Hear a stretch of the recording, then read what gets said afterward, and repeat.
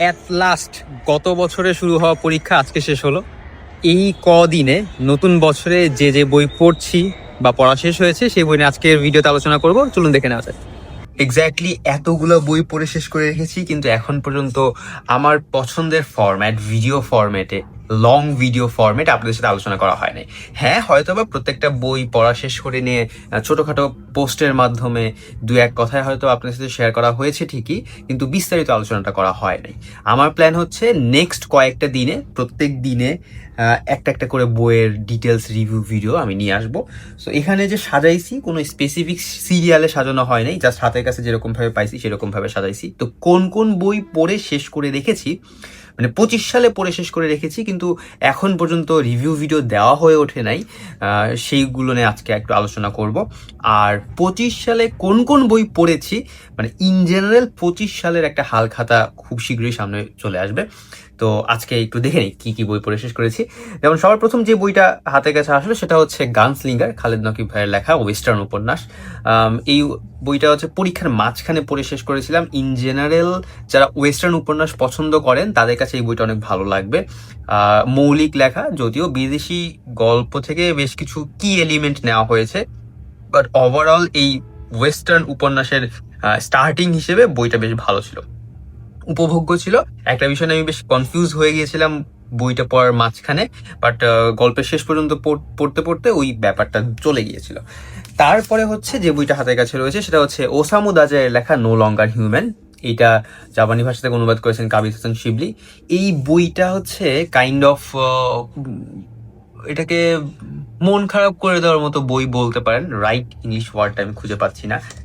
এই বইটা পড়ার পরে অনেক সময় থম মেরে বসেছিলাম, এবং এটা কাইন্ড অফ একটু ওই অটোবায়োগ্রাফি টাইপের। তো ওসামু দাজের লেখা একটু কাইন্ড অফ স্যাডেনিং টাইপের। তো এইটা নিয়ে বিস্তারিত ভিডিও করার একটা ইচ্ছা আছে, এবং স্পেশালি সেই ভিডিওতে এই বইয়ের কোন কোন লাইনগুলো আমার কাছে আমার মনে দাগ কেটেছে সেগুলো নিয়ে আলোচনা করব। আচ্ছা, এরপরে এটার একটা ছোট্ট করে ভিডিও দিয়ে দিয়েছিলাম 25 সালের লাস্ট সবার শেষের পড়া বই, সেটা হচ্ছে the hen who dream she could fly, Sun Mi Hwang এর লেখা। এই বইটা অনুবাদ করেছেন সাদিয়া ইসলাম বৃষ্টি। চমৎকার লেগেছে বইটা।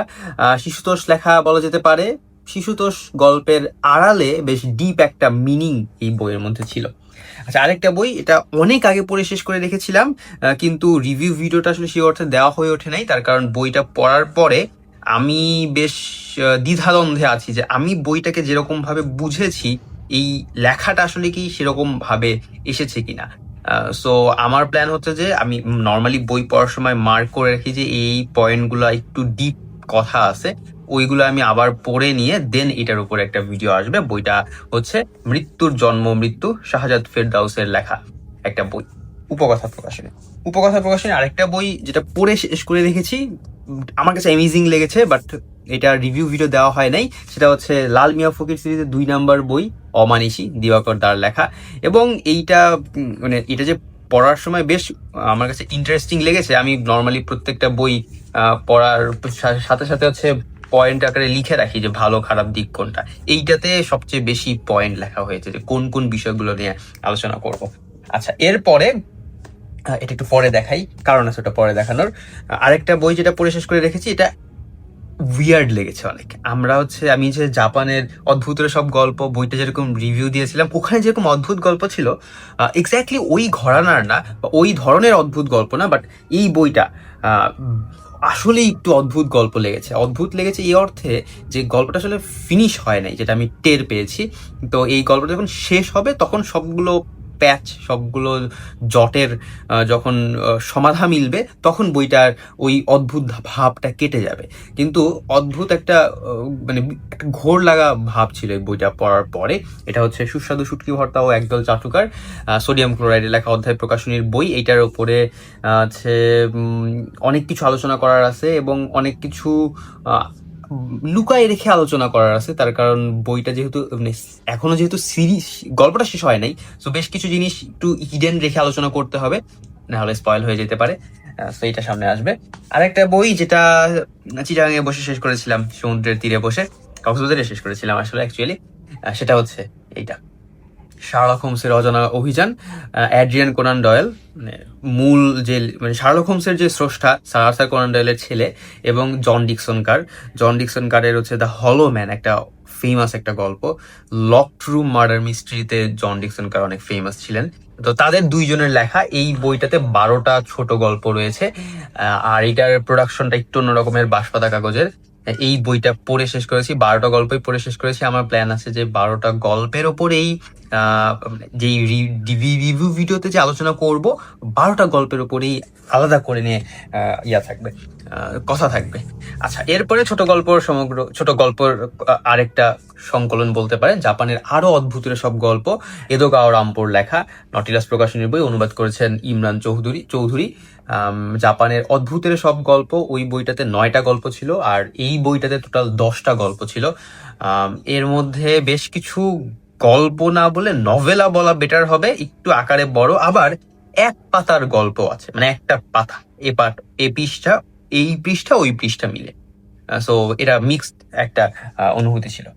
আর আরেকটা গল্প যেটা হচ্ছে আমার এখন পর্যন্ত পড়া কিন্তু রিভিউ না দেওয়া, সবচেয়ে লংগেস্ট টাইম যে বইটা রিভিউ দিতে লাগছে, সেটা হচ্ছে এই বইটা। এই বইটা রিভিউ দিতে কেন বেশি সময় লাগছে, তার কারণ প্রথম বইটা পড়ার পরে আমার কাছে অনেক প্রশ্ন ছিল, এবং সেকেন্ড বইটা আমি যখন পড়ে শেষ করেছি, পরীক্ষা ঠিক আগ দিয়ে শেষ করার পরে, পরীক্ষা যখন শেষ হলো আমার, টার্ম ফাইনালের কথা বলছি, তখন এইটার উপরে মানে অনেকগুলো পয়েন্ট আমি ভুলে গেছিলাম প্রথম বইটার, তো তখন আবার নতুন করে রিড দিতে হলো। এবং এই দুইটা বই পড়ার পরে আমার কাছে অনেক প্রশ্ন রয়ে গিয়েছিল, যে প্রশ্নগুলো আমি লেখকের সাথে কথা বলে নিয়ে বেশ কিছু কনফিউশন আমি ক্লিয়ার করেছি।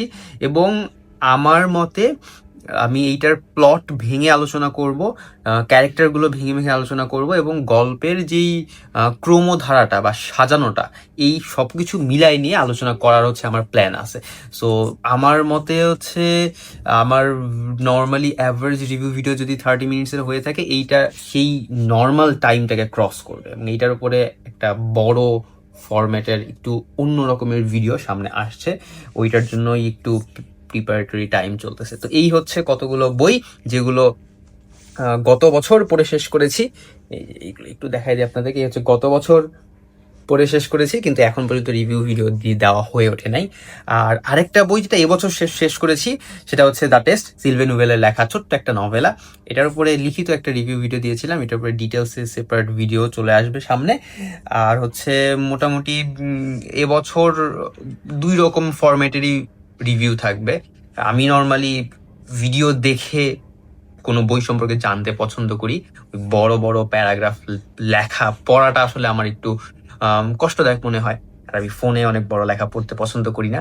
তো আমার কাছে পার্সোনালি ভিডিওটা অনেক ভালো লাগে, কিন্তু আমি জানি যে আপনাদের কাছে অনেকের কাছে হচ্ছে ওই লিখিত রিভিউটা অনেক সুবিধাজনক হয়, এবং এটা আমি বুঝি যে সব জায়গায় আসলে ভিডিও দেখার সুযোগ হয় না, সাউন্ড দিয়ে তো আসলে দেখার সব জায়গায় সুযোগ হয় না। ধরেন আপনি মেট্রোতে বসে আছেন, তখন তো আপনার কাছে রিভিউ ভিডিও লেখাটা থাকলে খুব বেটার হয়। সো এই জন্য 2টা ফরম্যাটেরই আমার প্ল্যান আছে, এই বছর 2টা ফরম্যাটেরই ভিডিও চলবে।